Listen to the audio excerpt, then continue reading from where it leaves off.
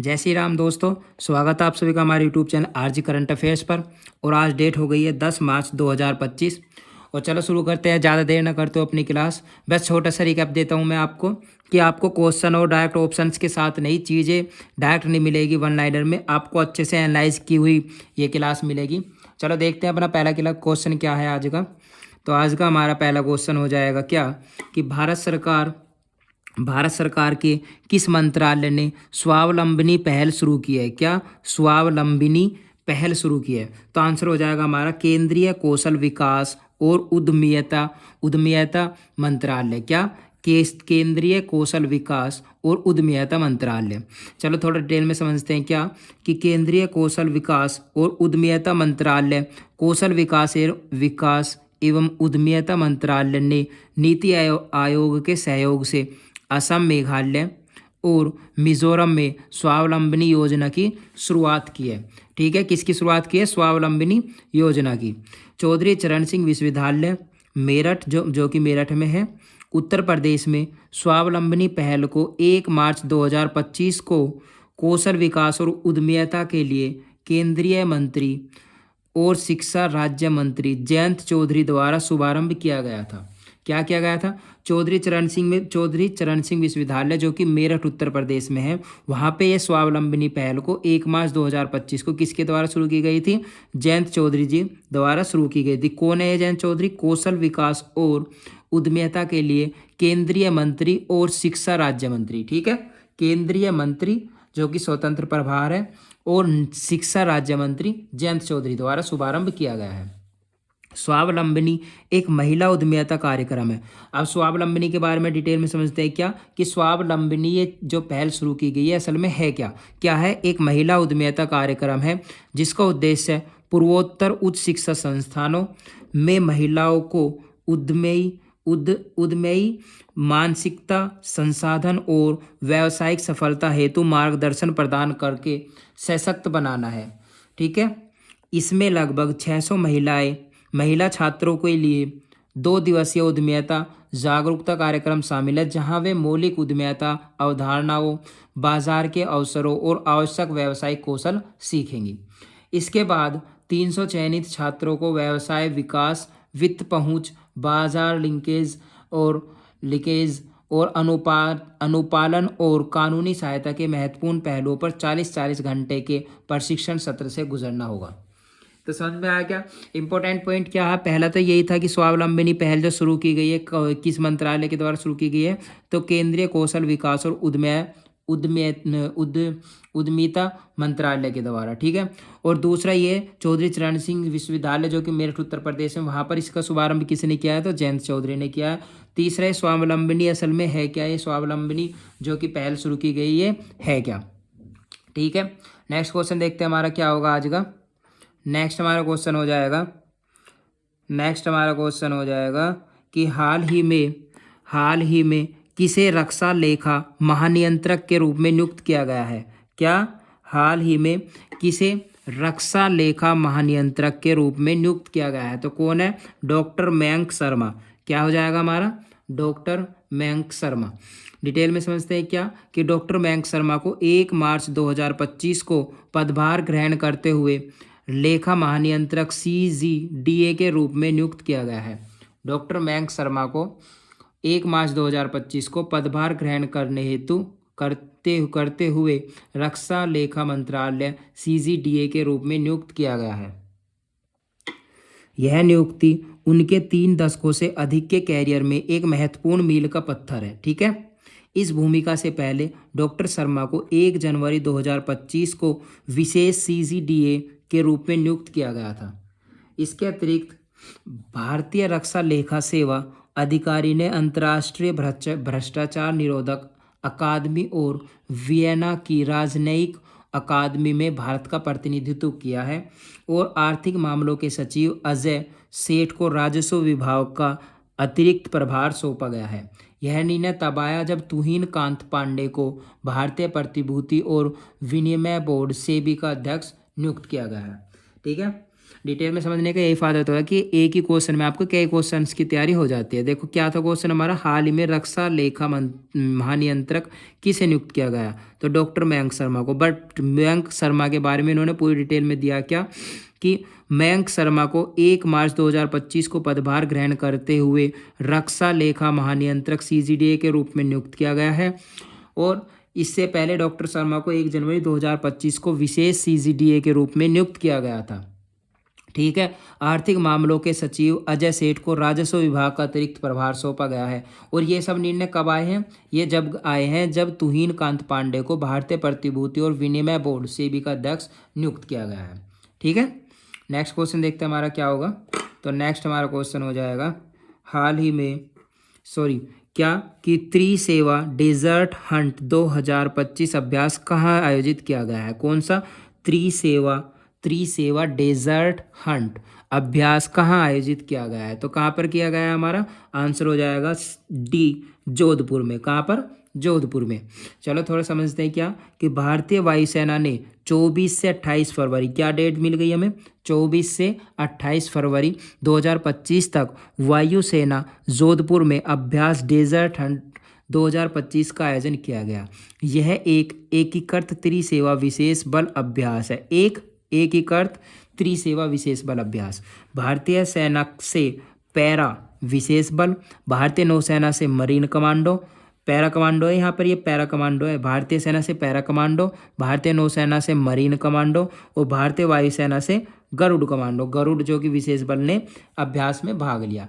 इस अभ्यास का उद्देश्य 3 विशेष बल इकाइयों के बीच अंतर संचालन, समन्वय और तालमेल को बढ़ावा देना है। हवाई प्रविष्टि, सटीक हमले, बंधक बचाव, आतंकवाद विरोधी अभियान, युद्ध मुक्त पतन और शहरी युद्ध परिदृश्य अभ्यास के अंग थे। ठीक है। नेक्स्ट क्वेश्चन देखते हैं हमारा क्या है। तो नेक्स्ट हमारा क्वेश्चन हो जाएगा, कौन सी कन्नड़ पुस्तक अंतर्राष्ट्रीय बुकर पुरस्कार के लिए पहली लंबी सूची में शामिल हुई है। किसमें सूची में, पहली जो सूची है हमारी कन्नड़ पुस्तक कौन सी है जो कि अंतर्राष्ट्रीय बुकर पुरस्कार के लिए सूची में शामिल हुई है। ठीक है। तो आंसर हो जाएगा हमारा हार्ट लैम्प। क्या हो जाएगा, हार्ट लैम्प। क्या कि कन्नड़ पुस्तक पहली बार है यहाँ पे, पहली बार सूची में शामिल हुई है, लंबी नहीं है, सॉरी मिस्टेक हो गई, एरर है यहाँ पे। तो कन्नड़ पुस्तक पहली बार अंतर्राष्ट्रीय बुकर पुरस्कार की सूची में शामिल हुई है। कन्नड़ लेखिका बान मुस्ताक की लघु कहानी संग्रह हार्ट लैम्प इस वर्ष के अंतर्राष्ट्रीय बुकर पुरस्कार के लिए सूचीबद्ध 13 पुस्तकों में से एक है। कन्नड़ साहित्य के लिए एक ऐतिहासिक क्षण में यह पुरस्कार के लिए सूचीबद्ध होने वाली पहली कन्नड़ पुस्तक बन गई है जो अंग्रेजी में अनुवादित पुस्तकों को दिया जाता है। वह दलित और मुस्लिम महिलाओं के अधिकारों की वकील के रूप में प्रसिद्ध है। कौन है ये, बानू मुस्ताक। इनके बारे में बताया गया है कि वह दलित और मुस्लिम महिलाओं के अधिकारों की वकील के रूप में प्रसिद्ध है। इन्होंने एक पुस्तक लॉन्च की अपनी, क्या कि हार्ट लैम्प, और वो अंतर्राष्ट्रीय बुकर पुरस्कार के लिए सूचीबद्ध 13 पुस्तकों में से एक है। ठीक है। नेक्स्ट हमारा क्वेश्चन देखते हैं क्या है। तो नेक्स्ट हमारा क्वेश्चन हो जाएगा कि हाल ही में किसे फोर्ब्स इंडिया लीडरशिप अवार्ड से सम्मानित किया गया। किसे फोर्ब्स इंडिया लीडरशिप अवार्ड। ठीक है। तो क्या हो जाएगा हमारे जय शाह को, क्या आंसर हो जाएगा, आंसर सी, जय शाह जी को। ठीक है। डिटेल में समझते हैं तो क्या होगा हमारा कि हाल अंतर्राष्ट्रीय क्रिकेट परिषद ICC के अब तक के सबसे कम उम्र के अध्यक्ष जय शाह को हाल ही में Forbes India leadership award FILA होता है हमारा शॉर्ट फॉर्म, फिलहाल 2025 के 14वें संस्करण में icon of the excellence award से सम्मानित किया गया है। यह प्रतिष्ठित सम्मान क्रिकेट प्रशासन, नवाचार और खेल के वैश्विक विस्तार में उनके योगदान के लिए दिया जाता है। यह पुरस्कार उन्हें मुंबई के जियो वर्ल्ड कन्वेंशन सेंटर में आयोजित एक प्रतिष्ठित कार्यक्रम में मेरिको लिमिटेड के चेयरमैन हर्ष मारीवाला और फेडरल बैंक के MD एवं CEO KVS मनियन द्वारा प्रदान किया गया है। 36 वर्षीय शाह को ग्रेग बार्कले की जगह लेने के लिए निर्विरोध ICC का नया चेयरमैन चुना गया जो नवंबर 2020 से इस पद पर है। वह प्रतिष्ठित पद को संभालने वाले सबसे कम उम्र के व्यक्ति बन गए हैं। नेक्स्ट क्वेश्चन देखते हैं हमारा क्या होगा। तो नेक्स्ट हमारा क्वेश्चन हो जाएगा, हाल ही में किसे हाल ही में काउंसिल ऑफ इंडिया का अध्यक्ष चुना गया है? तो ये भी हमारा एक अपॉइंटमेंट से क्वेश्चन हो जाता है। क्या काउंसिल ऑफ इंडिया का अध्यक्ष किसे चुना गया है? तो किस हो जाएगा? मेनन कुमार मिश्रा। क्या मेनन कुमार मिश्रा को काउंसिल ऑफ इंडिया का अध्यक्ष चुना गया है। वरिष्ठ अधिवक्ता मेनन कुमार मिश्रा को लगातार 7वीं बार, कितनी बार? 7वीं बार ऐतिहासिक रूप से काउंसिल ऑफ इंडिया BCI का निर्विरोध अध्यक्ष चुना गया है। यह उपलब्धि भारत भर के लगभग 27 लाख अधिवक्ताओं वाली कानूनी बिरादरी द्वारा उन पर जताए गए भरोसे और विश्वास को दर्शाती है। यह ऐतिहासिक जीत न केवल उनकी कानूनी जगत में मजबूत पकड़ को दर्शाती है, बल्कि यह भी साबित करती है कि अधिवक्ता समुदाय उन पर पूरा विश्वास करता है। मिश्रा न केवल एक प्रख्यात विशेषज्ञ है, बल्कि वे बिहार से राज्यसभा सांसद, भाजपा के सांसद भी है राज्यसभा में। ठीक है, नेक्स्ट क्वेश्चन देखते हैं हमारा क्या होगा। तो नेक्स्ट हमारा क्वेश्चन हो जाएगा, एक मिनट सॉरी, नेक्स्ट हमारा क्वेश्चन हो जाएगा, हाल पीएम मोदी जी ने वनतारा एनिमल रेस्क्यू सेंटर का उद्घाटन किस राज्य में किया है? क्या वनतारा एनिमल रेस्क्यू सेंटर, तो कहाँ पर क्या है हमारा? ये आंसर हो जाएगा इसका गुजरात में। कहाँ पर? गुजरात में। प्रधानमंत्री नरेंद्र मोदी ने हाल ही में गुजरात के जामनगर में स्थित दुनिया के सबसे बड़े वन्य जीव बचाव, पुनर्वास और संरक्षण केंद्र वनतारा का उद्घाटन किया है। रिलायंस इंडस्ट्रीज लिमिटेड और रिलायंस फाउंडेशन द्वारा स्थापित यह अत्याधुनिक सुविधा रिलायंस जामनगर रिफाइनरी कॉम्प्लेक्स के भीतर 3500 एकड़ में फैली हुई है। वनतारा में 2000 से अधिक प्रजातियों के 1.5 लाख से अधिक बचाए गए जानवर रहते हैं और अनंत अंबानी के वनतारा को भारत सरकार ने कॉरपोरेट श्रेणी में पशु कल्याण के लिए भारत का सर्वोच्च सम्मान प्राणी मित्र राष्ट्रीय पुरस्कार से सम्मानित किया है। किसको? अनंत अंबानी को, अनंत अंबानी के वनतारा को। ठीक है, नेक्स्ट क्वेश्चन देखते हैं हमारा क्या होगा।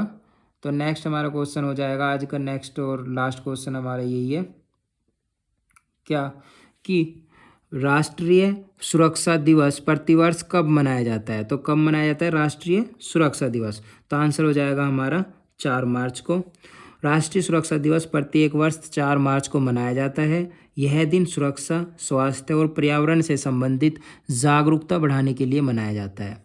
राष्ट्रीय सुरक्षा दिवस 2025 का विषय क्या है? विकसित भारत के लिए सुरक्षा और कल्याण महत्वपूर्ण है। विकसित भारत के लिए सुरक्षा और कल्याण महत्वपूर्ण है। और राष्ट्रीय सुरक्षा दिवस का मुख्य उद्देश्य लोगों में सुरक्षा के प्रति जागरूकता फैलाना और दुर्घटनाओं को रोकने के लिए उचित उपाय अपनाना है। यह दिवस कार्यस्थलों पर सुरक्षा उपायों को सुदृढ़ करने और औद्योगिक दुर्घटनाओं को कम करने और सुरक्षित कार्य संस्कृति को बढ़ावा देने के लिए संदेश देता है। इस दिवस की शुरुआत 1972 में राष्ट्रीय सुरक्षा परिषद द्वारा की गई थी और इसका उद्देश्य कार्यस्थल, सड़क, घर और समाज में सुरक्षाओं को बढ़ावा देना है। ठीक है, तो आज की क्लास हमारी यहीं पर ख़त्म होती है। अगर वीडियो अच्छी लगी हो तो आपको लाइक ज़रूर करना और इसे ज़्यादा से ज़्यादा शेयर करना, जिससे आपके कोई भी फ्रेंड किसी भी कॉम्पिटिटिव एग्जाम्स की प्रिपरेशन कर रहे हैं, ये सभी के लिए बेनिफिशियल है, वो भी इसका बेनिफिट ले। और अगर डेली आपको करंट अफेयर्स की वीडियो चाहिए तो आप हमारे चैनल को ज़रूर सब्सक्राइब करें, तभी आपके पास डेली करंट अफेयर्स की वीडियो जाएगी। वीडियो में बने रहने के लिए थैंक यू सो मच।